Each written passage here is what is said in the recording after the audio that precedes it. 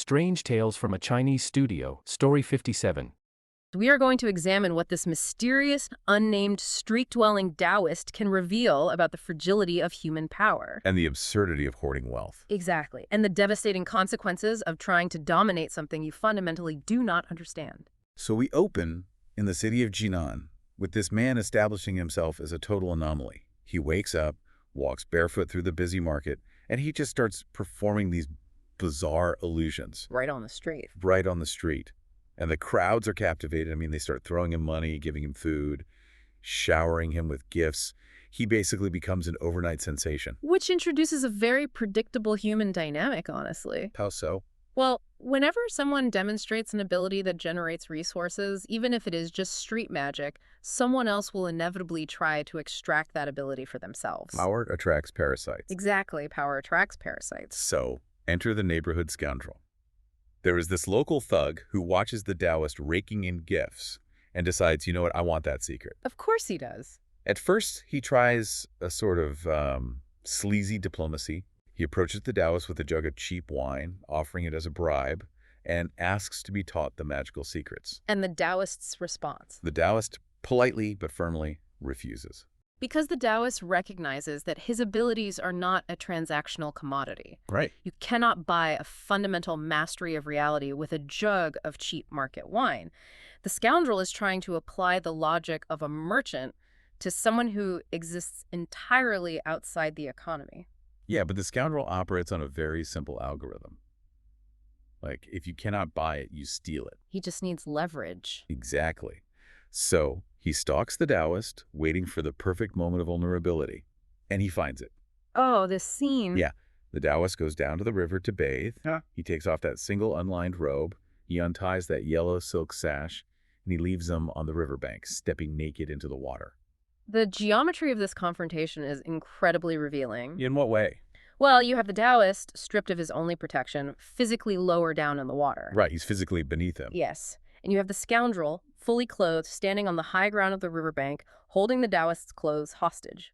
In the scoundrel's mind, he has entirely inverted the power dynamic. He thinks he's won. He believes he has trapped the untrappable man.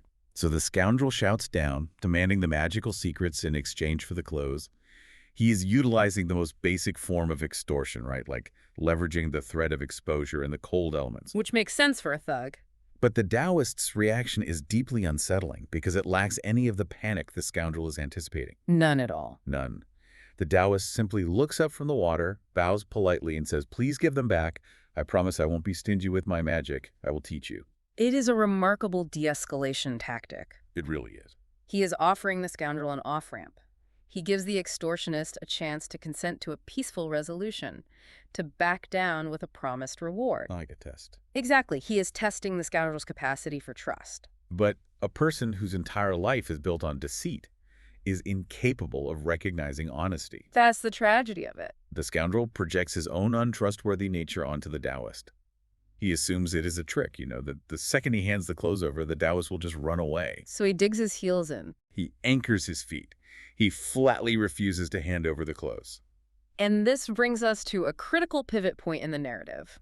The Taoist asks one final, definitive question. Yeah, he looks at the scoundrel and asks, "You really won't give it?" It seems like a simple clarification, but it feels like the locking of a vault door. It really does. It's so chilling. Because it is an ultimatum disguised as a query, the Taoist has attempted to use the human rules of engagement. He was polite. He used polite request, he offered a negotiation, he gave a verbal warning. He allowed the scoundrel every opportunity to operate within the social contract. And the scoundrel just threw it away.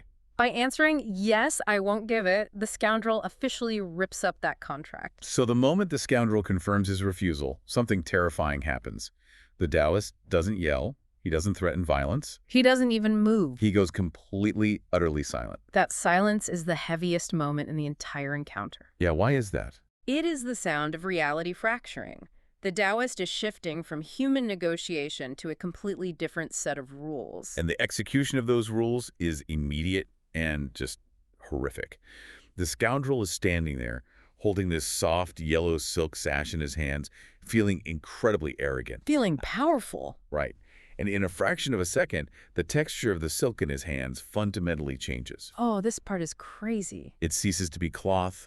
It becomes dense, cold, undulating muscle.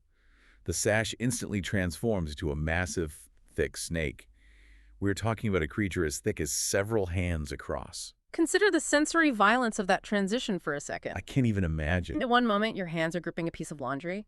The next, your fingers are dug into the cold scales of an apex predator. And the snake doesn't just appear, it attacks. It violently writhes and wraps its massive coils around the scoundrel's body, looping around him 6 or 7 times. Pinning his arms. Pitting his arms, crushing his ribs, it rears its head back, looking the scoundrel directly in the eyes. It is glaring at him with pure rage, flicking its tongue inches from his face. The Taoist is dismantling the scoundrel's illusion of control using psychological terror. Because the scoundrel thought he held all the cards. The scoundrel believed the clothes gave him power.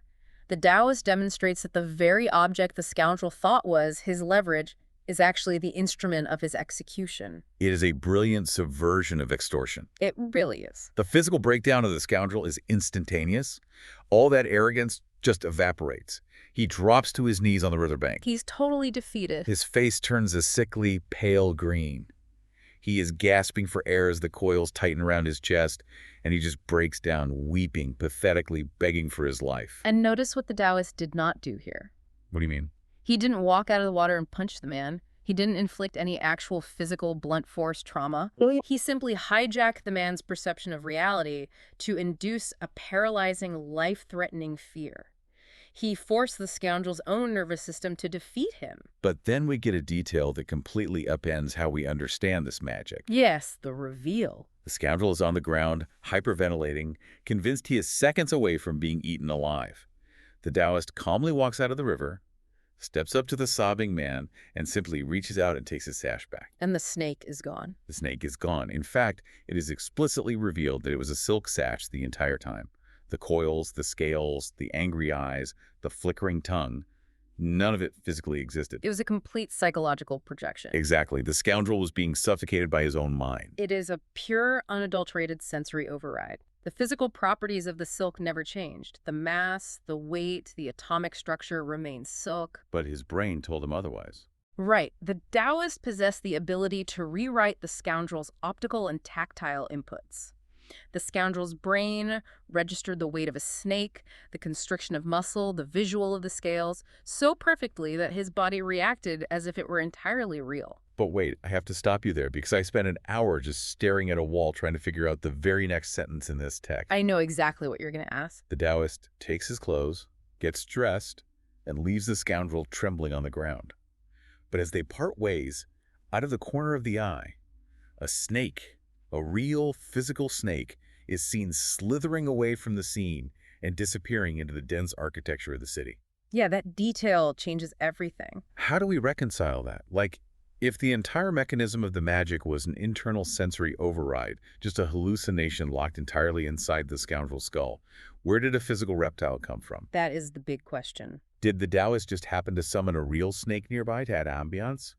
Or does this imply something much more dangerous about how his magic interacts with the physical world? That is the most crucial tension in the narrative. If the magic is purely in the mind, the world remains safe. Right, it's contained. But that second snake breaks the boundary between internal perception and external reality. It suggests that the illusion was so intensely concentrated, so terrifyingly real, that it generated a physical byproduct. Like the trauma itself detached and grew scales. Exactly. When you exert that much psychic force to break a man's reality, there is a residue. The energy has to go somewhere. Wow. The snake slithering away into the city is the manifestation of that fractured reality. It serves as a visual warning that the Taoist's power is not a closed circuit. It bleeds into the environment. It's loose. It is untamable, and it is now loose in the streets of Jinan. You cannot simply unterrify a man. That terror takes shape and crawls away. And the city definitely takes notice of this. Yeah. After this incident at the river, the Taoist's reputation goes supernova. He is no longer just the weird guy melting snow in the market. No, he is a formidable, almost terrifying entity now. And as you said earlier, power attracts parasites. But the parasites change class. We move from the petty, dirty street extortionist to the apex predators of Jinan society. The elite. The local gentry, the wealthy elites, and the powerful provincial officials. And their motivation is different. The street scoundrel wanted to steal the magic to make a quick profit.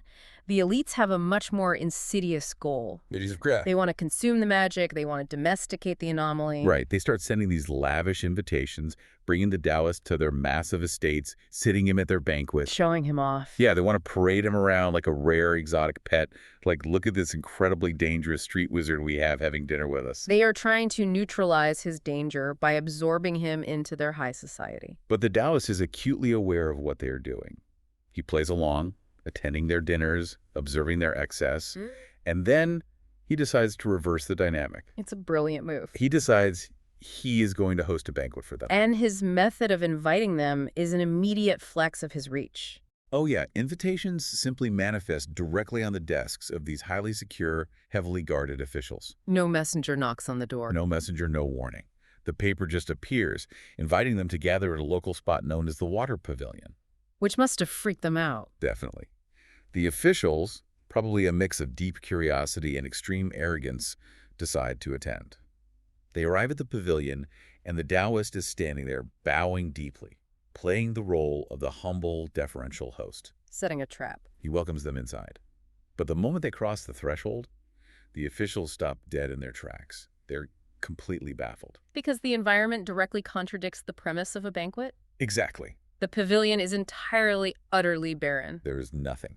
No tables, no chairs, no tapestries, no smell of food cooking, no servants rushing around with plates. It's just an empty, echoing, cold room. And for them, that's not just a weird quirk. No, the officials immediately tense up. In their world, to invite powerful men to a feast and provide an empty room is not just a mistake, it's a profound, calculated insult. It is a direct challenge to their status. They suspect they are being mocked by a peasant. The tension in that room must have been thick enough to cut. These are men whose entire identities are predicated on continuous consumption and profound deference. Right. The empty room is a vacuum that deeply offends them. But just as they're about to react, the Taoist smooths it over with this incredibly polite, almost sheepish excuse. What does he say? He bows again and says, "Please forgive me. I am just a poor, wandering Taoist. I do not have a household staff or servants of my own. Would it be acceptable if I borrowed a few of your personal attendants just for a few moments to help me run some errands?" Masterful redirection. The officials, probably rolling their eyes but deeply intrigued by where this is going, agree. They nod to their attendants, signaling them to assist the barefoot host. And this is where the Taoist performs an act of spatial manipulation that completely shatters the official's understanding of resource scarcity. He walks over to one of the interior walls of the pavilion. It is a completely blank, solid, structural wall. Nothing but plaster and wood. A dead end. A total dead end. The Taoist takes his finger, or perhaps a brush, and with a few swift motions, he simply draws a pair of large, intricate double doors directly onto the flat surface of the wall. Which is already crazy. He steps back, looks at his two-dimensional drawing, raises his fist, and knocks on the painted wood. The audacity of the action is stunning. He is knocking on a drawing as if asking it to behave like architecture. And the drawing complies. Someone inside the solid wall knocks back. Unbelievable. Then the painted doors swing open. They swing inward, into a space that physically cannot exist. The wall is open like a portal. Defying physics again. And through that doorway, the officials and their attendants are suddenly staring into an entirely different dimension. And what do they see? Inside the wall, the space expands into a bustling, impossibly luxurious estate. They can see beautiful, ornate screens. They see plush beds, intricately carved furniture, and busy figures moving around in the background preparing a massive feast. It is a window into a realm of absolute boundless luxury. We really need to analyze the mechanics of this space. Absolutely. Let's break it down. He hasn't teleported them somewhere else. He has created a localized pocket dimension that intersects with the physical wall. Like a wormhole. It functions similarly to a mirror, actually. When you look into a mirror, you see a room extending into the wall, a room you cannot physically enter, but that clearly contains depth and objects. Oh, that makes sense. The Taoist has created a mirror where the glass has been removed, allowing objects to be passed from the reflection directly into reality. That is a brilliant way to conceptualize it. It is a reflection of extreme wealth that you can actually reach into. Yeah. But this magic highlights an incredible paradox. What's that? The Taoist lives on the frozen mud, he sleeps in the dirt, he wears one unlined robe. Yet With a wave of his hand, he can instantaneously access a dimension of infinite luxury. He chooses poverty. He chooses poverty while holding the master key to unlimited wealth And that choice is a devastating critique of the official sitting in the room. because they chase it so hard. Yes. These powerful men dedicate every waking hour of their lives to hoarding resources, building elaborate mansions, buying rare furniture, and establishing their dominance through material accumulation. It takes them decades. Decades of exploitation and political maneuvering to build their estates. And the Taoist looks at their life's work, walks up to a blank plaster wall, and draws it into existence in 10 seconds. That's a massive slap in the face. He renders their entire pursuit of material wealth completely absurd by demonstrating that it is just a construct that could be conjured out of thin air. But the Taoist places a very specific, unbreakable condition on how they interact with this dimension. The rules of engagement. He turns to the borrowed attendants and gives them strict instructions. He says, "You will go to the doorway. The people inside will pass you everything we need for the banquet. But you must not, under any circumstances, speak a single word to the people inside." The rule of absolute silence. This is the most crucial constraint in the entire encounter. But why? Like, what is the danger? Why can't an attendant physically grab a heavy, hot plate of meat from someone inside the wall, but they can't say, "Thank you," or "Careful, it's hot"? It's a great question. The text describes the scene, the attendants approach the doorway, and the figures inside hand out exquisite luxury goods, heavy jugs of the most incredibly aromatic wine, and massive plates of piping hot, freshly roasted meats. A literal feast. They pass these physical objects back and forth across the threshold, but they only look at each other and smile. No vocalizations, no greetings.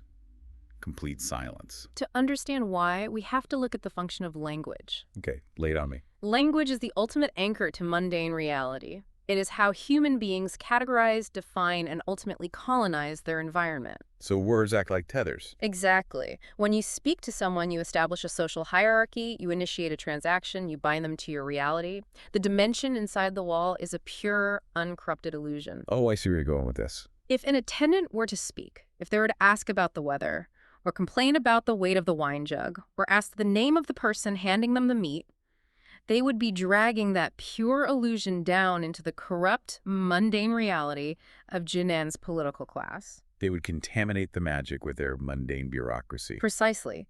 By enforcing strict silence, the Taoist builds an impenetrable quarantine around the magic. He keeps it safe from them. He allows the officials to consume the products of the illusion.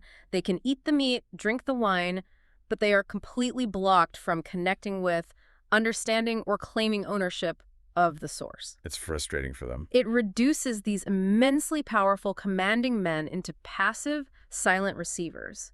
The Taoist is entirely dictating the terms of their engagement with reality. And the sensory experience for the officials sitting in that room must have been absolute whiplash. Oh, totally. They walked into a freezing, barren, insulting void. And now the room is filled with opulent furniture, the intense heat of roasted meats, the overwhelming aroma of fine wine. It's a complete 180. The text uses the phrase Qingji Shi Li, which translates to an extreme, boundless, inexhaustible luxury. They are sitting there, tearing into hot meat that was literally pulled through a two-dimensional drawing on a plaster wall. He has proved he can manipulate space and matter, but the Taoist is not finished with his demonstration. Not even close. Having conquered space, he is now going to assert dominance over time and the seasons. Which brings us to the centerpiece of the banquet and the namesake of our deep dive, the winter moon lotus. Yes, the climax of the illusion. While the officials are gorging themselves on this phantom feast, they look out the windows of the water pavilion. Now, the pavilion is situated directly on the edge of a massive, expansive lake. A very specific lake. Right. During the height of summer, specifically around June, this lake is renowned across the region because it is choked with tens of thousands of blooming lotus flowers. It's a famous local landmark. It is usually a vast, vibrant sea of pink and green, teeming with life. However, the environment outside the window stands in brutal contrast to that memory right now. Because it is the absolute dead of winter. The lake is a freezing, hostile environment. There are no flowers, there are no leaves. It's ice. Just ice, and this cold, endless, bleak green mist hovering just above the freezing, choppy water. The north wind is howling outside the pavilion. It is a deeply depressing, stark visual that highlights the warmth inside. And in the midst of this, one of the wealthy officials, completely relaxed and full of phantom wine, makes a comment that perfectly encapsulates the entitlement of his class. It's so audacious. He leans back, sighs, and says, this is a truly magnificent gathering. The food is excellent. It is really just a shame that we do not have any lotus flowers to decorate the room and admire while we eat. The nerve. It is staggering hubris. The man is currently chewing on meat that was pulled out of a drawing on a wall, and his first instinct is to complain about the lack of seasonal floral arrangements. It reveals the insatiable nature of his privilege. Nothing is ever enough. He is experiencing a literal defiance of physics, but he is dissatisfied because the aesthetics aren't optimized. He is casually vocalizing a desire for the impossible. He wants the peak of June delivered to him in the frozen depths of December, simply to amuse his eyes. And the Taoist, who must be internally marveling at the audacity of this request, decides to oblige. He takes the bait. The other officials murmur in agreement, wishing for flowers. The Taoist simply smiles. A few moments pass. Suddenly, a servant comes sprinting into the pavilion from outside. What's he yelling? He is completely out of breath, his eyes wide, and he is shouting, "The pond." The pond is completely full of lotus leaves. The transition from bleak winter to abundant summer happens in an instant, triggering massive cognitive dissonance. The officials throw down their cups, leap to their feet, and rush to open the heavy windows of the pavilion, exposing the room to the freezing cold air. Let's really paint this picture. I really want to try to capture the sensory overload of this moment. Outside, that biting, aggressive north wind is still howling, stinging their faces. The temperature has not changed. Exactly, it's still freezing. But out on the dead, freezing lake, pushing violently through the cold green mist, is a vast, endless expanse of vibrant, thick, summer green lotus leaves. Wow. They've colonized the frozen water. And then, as they watch, in a single, synchronized flash of impossible energy, thousands upon thousands of pink and white lotus flowers bloom simultaneously across the entire lake. The visual is staggering. It's a complete overwrite of the seasonal reality. It's beautiful. It is, but the most invasive part of the magic is actually the olfactory component. Yes, the scent. The text is extremely specific about this detail. As the freezing north wind blows off the lake and into the pavilion, it does not carry the smell of ice or dead water. It carries something else. It carries the thick, rich, overwhelmingly warm scent of summer lotus flowers. The text says the scent can know. It seeps directly into their brains. It permeates their minds. It completely floods their sinuses with the smell of June. Now, I have to stop and push back on the mechanics of this because it breaks my brain a little bit. Go for it. We find out very soon that these flowers are an illusion. But how does a hallucination hijack the physical environment so completely? It's a paradox. If a freezing wind blows through an illusion, the wind shouldn't pick up a scent. Scent is physical.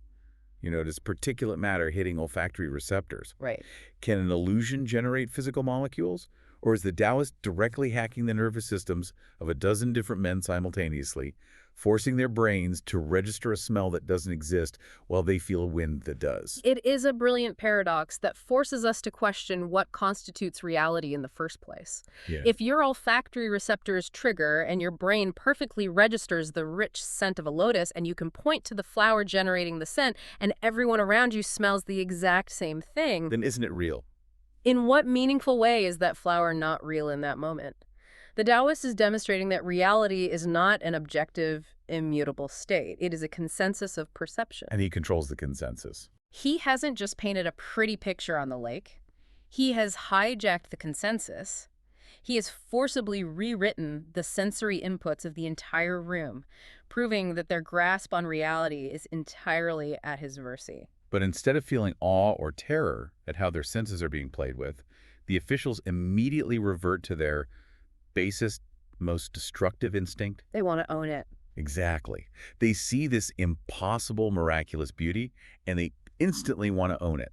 They cannot be content to stand at the window and appreciate the miracle. They have to consume it. They immediately order their servants to get down to the dock, get in a small boat, row out into the freezing water, and physically pick the flowers to bring back into the pavilion. It is the ultimate expression of the consumer mindset. It's so greedy. They encounter a miracle, and their immediate reflex is to harvest it, to possess it, to pluck it from its context and put it in a vase on their table. They seek to turn the infinite into private property. But the architecture of the illusion refuses to be harvested. It fights back. The servants get into the boat and start rowing out into the freezing lake. heading straight for the thickest, most vibrant patch of blooming lotuses. But as they row, the landscape begins to distort. This is fascinating. The harder they row toward the flowers, the further away the flowers seem to be. Like a treadmill. Yeah, it's like Zeno's paradox applied to desire. The servants exhaust themselves, rowing all the way to the far north bank of the lake. But when they arrive, panting and freezing, they find nothing but cold water. And where are the flowers? They look back, and the massive patch of blooming lotuses has entirely relocated. It is now blooming brilliantly on the far south bank, miles away. The flowers are perpetually out of reach. The closer you get to grasping them, the faster they retreat. The servants eventually give up. They row back to the pavilion, completely empty-handed, their muscles burning, shivering in the winter wind. They report that the flowers cannot be reached. This is the moment the Taoist delivers the central philosophical payload of the narrative. He observes the confused, disappointed, shivering servants and the frustrated officials, and he just laughs at them. He mocks them. He laughs, and he explicitly tells them, these are just empty flowers of an illusion, a dream. Empty flowers of an illusion. It is a profound surgical strike against their worldview. Because they think they can own anything. Yes. These officials are men who have spent their entire lives operating under the assumption that everything in the world can be possessed, grasped, and consumed. If they desire a piece of land, they seize it. If they want a rare artifact, they purchase it. If they want a person's labor, they command it. Their power is closing their fist. Exactly. Their power is defined by their ability to close their fist around whatever they want. But the Taoist has created something that perfectly satisfies their senses. They can see it, they're overwhelmed by the smell of it, but they can never, ever close their fist around it. It slips through their fingers. The moment they try to apply their mechanics of ownership, the beauty retreats. He is enforcing a boundary they have never encountered before. He is teaching them that the most profound miracles in the universe cannot be hoarded. They have to be experienced. They can only be experienced in the fleeting present. If you try to cage it, you lose it entirely. And the text emphasizes this fleeting nature with brutal suddenness. It's so abrupt. The moment the banquet concludes, the Taoist's hold on the environment snaps. The warm, rich scent instantly vanishes from the air. The freezing north wind, which had been carrying the scent, suddenly turns violently aggressive. It rips across the lake. Snaps the stems of the phantom lotuses. The vibrant petals wither and blacken in seconds, and before their eyes, the entire vast, impossible field of flowers simply dissolves into the green mist, leaving absolutely nothing but the dead, frozen, choppy water of the winter lake. The dream collapses, Leaving them in the cold. It perfectly encapsulates the ephemeral nature of their own material wealth. You can enjoy the phantom feast, you can smell the illusion of summer, but the moment you try to pack it up and take it with you, you're left with nothing but a freezing wind and empty hands. It is a beautiful, if harsh, lesson. Which sets a brilliant contrast for what happens next, because up until now, the Taoist's interactions have been relatively bloodless. Right, nobody's really been hurt. He terrified the scoundrel, but left him physically unharmed. He mocked and humbled the officials at the banquet, but gave them a great meal. He has been acting as a strict, slightly arrogant teacher. But now the narrative shifts, and he is going to encounter a man whose profound greed, cruelty, and arrogance require a much more violent, consequential confrontation. We enter the final arc of the story, the encounter with the Zedong observer. So, among the officials at this phantom banquet, there's a very specific, extremely high-ranking official known as the Zedong observer. A powerful man. He is utterly fascinated by the Taoist, but not in a respectful way. He views the Taoist as a highly entertaining curiosity. He essentially takes the Taoist back to his massive private residence, keeping him around to play with him daily. Like a jester. He treats this reality-bending entity like a court jester, a pet magician kept around for his own amusement. And this observer has a very specific vice. Oh, definitely. This observer is an immensely wealthy man, possessing vast resources. And within his estate, he guards a prized possession, a massive stash of incredibly rare, treasured family heirloom wine. The good stuff. It is the pride of his cellar. But the observer suffers from a pathological level of greed. He is insanely stingy with it. He represents the absolute extreme of the hoarding mentality we discussed earlier. Exactly. When the observer hosts banquets at his estate, which he does frequently to show off his wealth, he will bring out this heirloom wine, but he will only serve a tiny, heavily measured amount to his guests. Like a thimbleful. We were talking about literally one small cup per person. And inevitably, the guests taste this incredible wine, and they enthusiastically ask for another pour. And what does he say? When they do, the observer lies to their faces without hesitation. He puts on this deeply practiced, melancholic expression and sighs.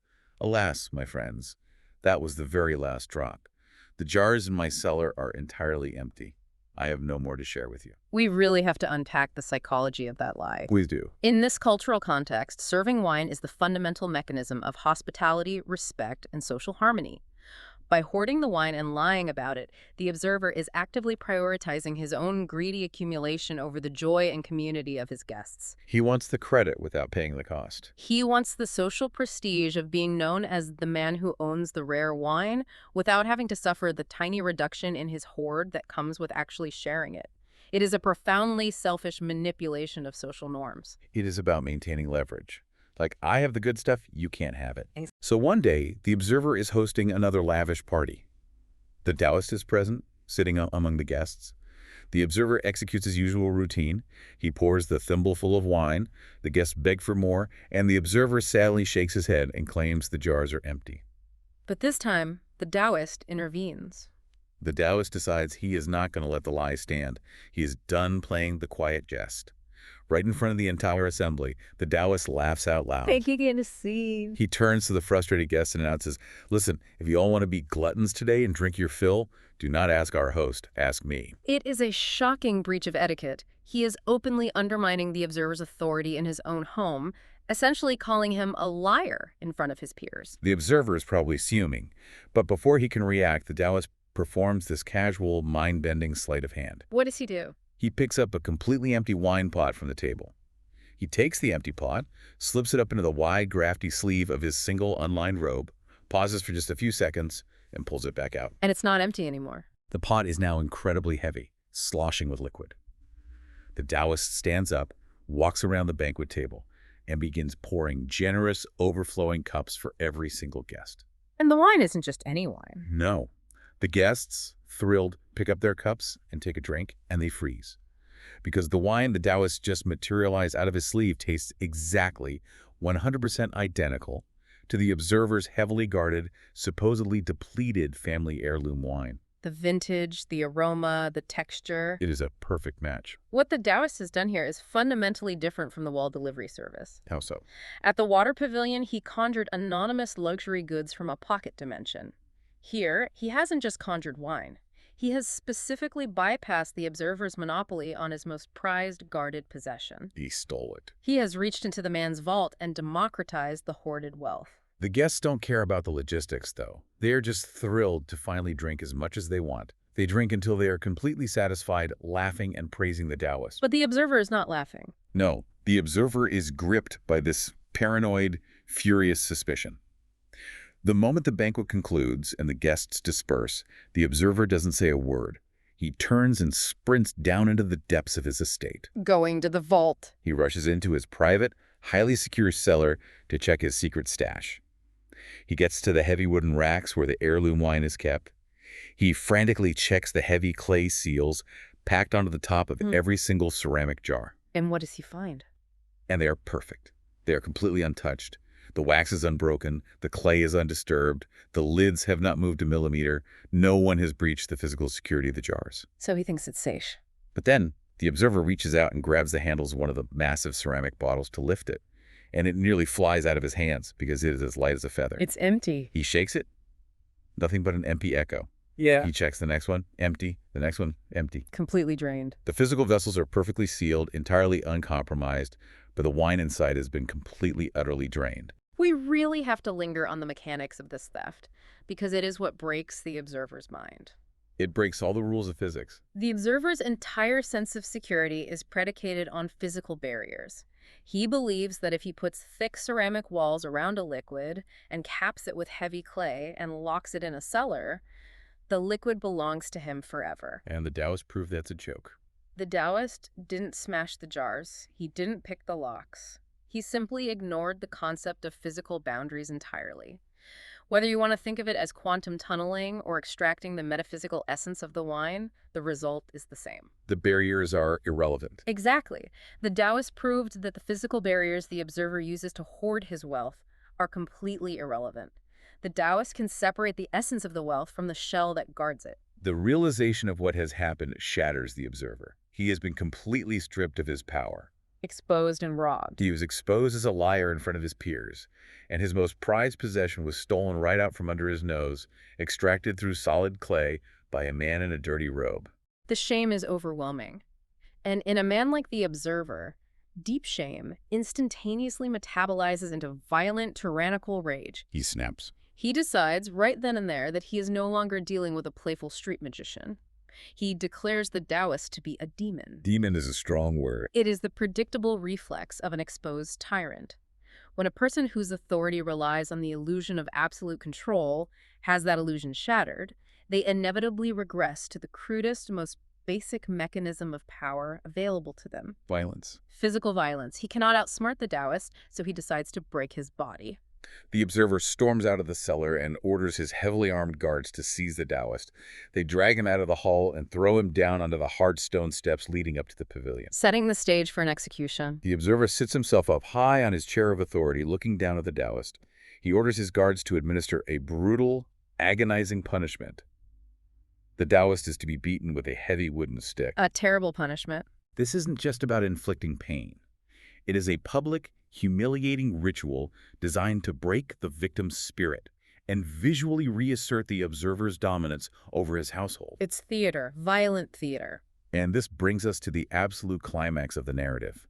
It is a moment of such profound, subversive, terrifying magic that it completely redefines the power dynamics of the entire world. It changes everything. I want you to really visualize the geometry of this scene. Very important. The Taoist is sprawled out on the ground at the bottom of the steps, completely vulnerable. The observer is sitting high up on his ornate chair, safe, furious, completely insulated from the physical reality of what he has ordered. So he thinks. The guard steps up to the Taoist, raises the heavy, thick wooden stick high into the air, and brings it down with bone-crushing force onto the Taoist's body. And what happens? But the exact millisecond the stick makes contact with the Taoist's flesh down on the steps, the observer, sitting safely in his chair, suddenly lets out a blood-curdling scream of agony. He feels it. He feels a violent, explosive, tearing pain rip through his own thighs. So the physical trauma of the strike has been instantaneously redirected? The guard, confused by the observer's scream, assumes he hasn't hit the Taoist hard enough. Oh, no. He raises the heavy stick again and strikes the Taoist a second time with even more force. And it gets worse. And this time, the text is brutally, graphically explicit.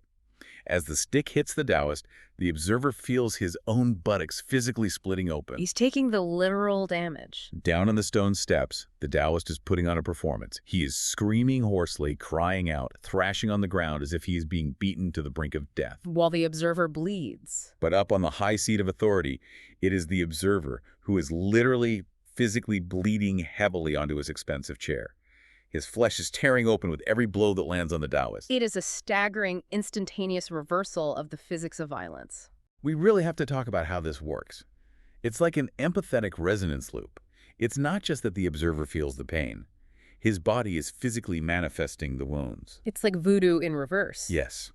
It's as if, for the duration of the beating, the Taoist and the observer share a single nervous system. But the Taoist has routed all the structural damage to the observer's coordinates. To truly grasp the weight of this moment, we have to look at the progression of the Taoist magic throughout the entire story. Walk us through it. First, the observer tried to hoard his wealth behind physical barriers, the intact clay seals. The Taoist bypassed those barriers to liberate the wealth. Right, he stole the wine. Then the observer tried to use physical violence to enforce his hierarchical authority. The Taoists bypassed the physical separation of their bodies to ensure that the oppressor felt the exact, literal, agonizing pain of the oppressed. He utterly destroys the illusion of power by enforcing absolute empathy through shared trauma. Exactly.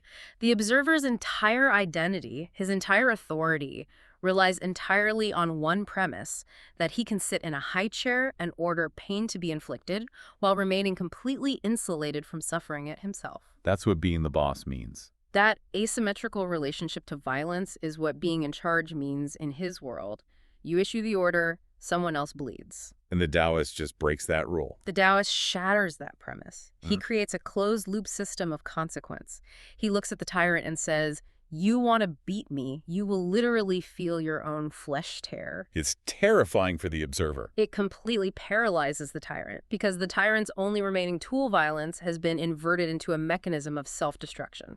And the observer is left with absolutely no options. He's sitting on his throne, bleeding heavily, screaming in pain, terrified out of his mind, and utterly defeated. He has to stop it. He is forced to order the guards to stop the beating. He cannot kill the Taoist because executing the Taoist would mean executing himself. The only thing he can do is frantically exile the man. He orders the Taoist kicked out of the residence and banished from the city of Jinan entirely. He just wants the anomaly as far away from him as possible. I don't blame him. I want you, listening right now, to just pause and imagine the apocalyptic societal implications of this specific magic. Oh, it would be chaos. How would our world change tomorrow morning if every single person who inflicted harm, whether it's an employer exploiting a worker, a general ordering a strike, a politician enacting a cruel policy, or just a bully on the street instantaneously, physically felt the exact literal pain and trauma they caused? The entire hierarchical structure of human society relies on insulating decision-makers from the pain of their decisions. Right. If that insulation were removed, society as we know it would collapse and have to be completely radically rebuilt overnight. It is a terrifying, anarchic, and deeply utopian concept all at once. The Taoist acts as an agent of absolute, inescapable, localized karma. He forces the powerful to inhabit the vulnerability of the powerless. So, after shattering the reality of the most powerful man in Jinan, what happens next? The text gives us a very brief, incredibly enigmatic outro that leaves us with more questions than answers. The Taoist leaves Jinan. Yes, he leaves. For a while, his destination is completely unknown. He just vanishes into the landscape of the empire. But he doesn't disappear forever. No. Sometime later, the text tells us an acquaintance from Jinan happens to be traveling, and he spots the Taoist in a completely different city, Jinling, which is modern-day Nanjing. Hundreds of miles away, in a completely different political and social ecosystem. And when this person sees him, the Taoist looks exactly perfectly the same as the day he was melting the snow in Jinan. Unchanged. He is still wearing the exact same thin, unlined tunic. He is still wearing the single yellow silk sash around his waist. He's still entirely barefoot, still seemingly defying the elements. He is completely, profoundly unchanged by his violent encounters with the scoundrel, the wealthy gentry, or the bleeding, tyrannical observer. He remains the immovable object. The world interacts with him, attempts to exploit him, attempts to consume him, attempts to destroy him, and he simply persists, unaffected. It's incredible. The acquaintance from Jinan runs up to him, shocked to see him. He starts eagerly asking him about everything that happened back in the city. He wants answers. He wants the inside story on the phantom banquets, the unreachable lotuses, the teleported wine, the reverse beating that left the observer bleeding on his throne. He wants the Taoist to explain the magic. And what does the Taoist do? He simply laughs. He laughs out loud, a bright, clear laugh, and he completely refuses to speak a single word about any of it. His silence at the end of the narrative mirrors his silence with the scoundrel at the beginning. Oh, that's a great point. He has no need to explain his mechanics, his philosophy, or his actions to the mundane world. To explain it would be to translate it into the language of the officials, to bring the pure reality down into the corrupt reality. His laughter is the final boundary.